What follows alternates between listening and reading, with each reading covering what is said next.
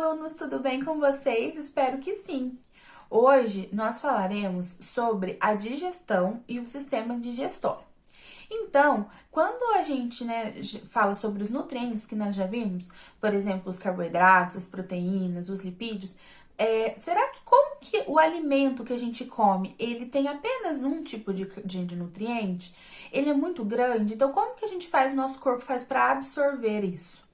Então, nós obtemos esses nutrientes por meio da alimentação. E para que a gente consiga absorver esses nutrientes, é preciso um monte de processos químicos que vão fazer com que nosso corpo consiga digerir, já que o alimento é muito grande e esses nutrientes são pequenininhos. Então, nós temos o sistema digestório, que ele é feito pelo tubo digestório que liga da boca até o ânus e várias glândulas anexas, e cada um com a sua função, para que a gente possa acontecer esse processo de digestão.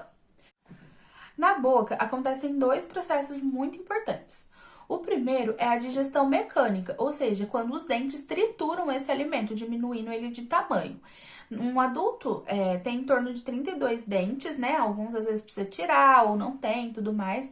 Mas nós temos 32 dentes e cada dente tem a sua função. Então, nós temos os incisivos, que são esses aqui da frente. Eles servem para cortar. Nós temos os caninos, que são esses 4. Os caninos servem para perfurar a carne. Então, pode perceber que os animais carnívoros, por exemplo, o leão, o tigre, a onça, eles têm esses caninos bem desenvolvidos. Depois, nós temos os pré-molares e os molares, que ficam no fundo e servem para triturar esse alimento. Além dessa digestão mecânica, acontece também a digestão química. O que é essa digestão química? Na nossa saliva, a gente tem uma substância chamada amilase salivar. Essa amilase digere o amido dos alimentos, ou seja, o açúcar dos alimentos. Então, a digestão dos carboidratos não acontece no estômago, como todo mundo imagina, mas começa na boca. E aí, depois que esse alimento, é bem mastigado e tem toda essa digestão, por isso que é importantíssimo a gente mastigar e se alimentar com calma. Hoje a gente sabe que muitas vezes a gente tá comendo, mexendo no celular, falando com um, falando com o outro, jogando, assistindo TV. E isso é ruim porque a gente não faz uma mastigação direito, certinha, a digestão já começa sendo comprometida. E aí, depois que aconteceu tudo isso, a gente vai engolir. Esse processo de engolir chama deglutição.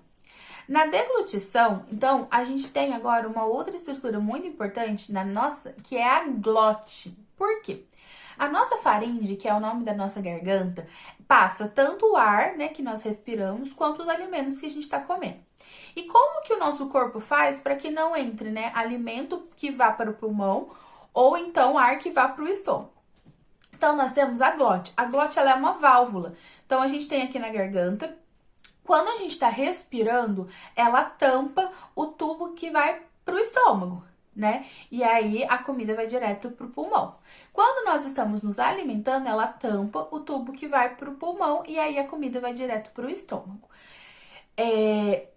Parece, às vezes a gente pensa que a gente consegue fazer as duas coisas ao mesmo tempo, mas não consegue. Ou a gente tá respirando, ou a gente tá comendo. E aí, se por acaso, por algum motivo, a gente, entrou alguma coisa e ela falhou e entrou comida no tubo respiratório ou ar no tubo digestório, acontece o engasgo, que é a tentativa do nosso corpo de tirar aquilo, Então, normalmente a gente tosse. E aí, depois que a gente, respirou, depois que a gente engoliu, e aí ele vai parar, passou pela glote, ela vai passar pelo esôfago, que é um tubo que leva, da faringe até o estômago. O esôfago, ele faz movimentos chamados peristaltismo, ou movimentos peristálticos, que são movimentos que fazem, que empurram, o bolo alimentar para o estômago. O processo inverso não acontece, é sempre, para baixo.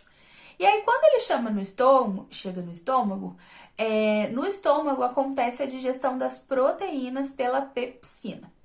O estômago, ele é um órgão que tem um suco gástrico. Esse suco, ele é extremamente ácido, tem ácido clorídrico, ele corroeria tudo. E para proteger o nosso corpo, a gente tem o muco, que é uma substância que envolve as paredes do estômago para que esse ácido não machuque as paredes do estômago. E um dos problemas que pode acontecer é o uso de chicletes, porque quando a gente mastiga chiclete, o nosso corpo, quando a gente mastiga qualquer coisa sem ser chiclete, o nosso estômago entende que está mastigando é porque tem que preparar a digestão, né? Se eu tô mastigando, eu vou engolir. E aí ele produz todos os ácidos, né, digestivos. Só que se a gente fica mascando chiclete, não tem nada chegando no estômago, então esse ácido pode machucar essas paredes do estômago. Quando a gente tem essa irritação na parede do estômago, é conhecido como gastrite. Mas pode ser que aconteça até mesmo feridas, e as feridas são chamadas de úlcera. O estômago tem duas válvulas, né? Uma no começo e uma no final, quando liga no intestino. Às vezes, ultimamente também tem sido bem comum, pessoas com refluxo. O que acontece? É quando esse ácido do estômago sobe um pouquinho pro esôfago. E aí acontece também, né, irritação, pode machucar, dá dor e tudo mais. Aí, nesse caso, as pessoas tem que ter uma restrição, uma alimentação com menos coisas ácidas, que o médico prescreve. E aí, depois desse alimento saiu, né, do estômago, ele vai passar para o intestino. O intestino, nós estamos divididos em duas partes, o intestino delgado e o intestino grosso. O intestino delgado, ele tem em torno de 6 metros, mais ou menos o comprimento da nossa sala de aula, se a gente esticasse todo o nosso intestino. Grandão, né? E aí, nesse intestino, a gente tem uma parte muito importante chamada duodeno. O duodeno é a porção do intestino onde de fato vai acontecer a absorção dos nutrientes. Só que, Sora, mas será que tudo foi muito bem digerido? Não precisa de mais nada? Não. Nesse duodeno, os outros órgãos, que são as glândulas anexas, como o pâncreas, o fígado e até mesmo o próprio intestino, vão liberar suas substâncias para que aconteça o resto da digestão, o que não foi digerido até então. E aí então vai acontecer a absorção desses nutrientes. No intestino existem microvilosidades. O que são isso? São prolongamentos da parede do intestino para aumentar a superfície de absorção. Por isso que ele tem esse tamanho todo, né? E aí vai passando nele e vai absorvendo. E depois que acontece tudo isso, ele chega no intestino grosso, onde vai acontecer a reabsorção da água excedente. E o que não, né, tem utilidade vai ser formada as fezes, que vão ser eliminadas pelo ânus.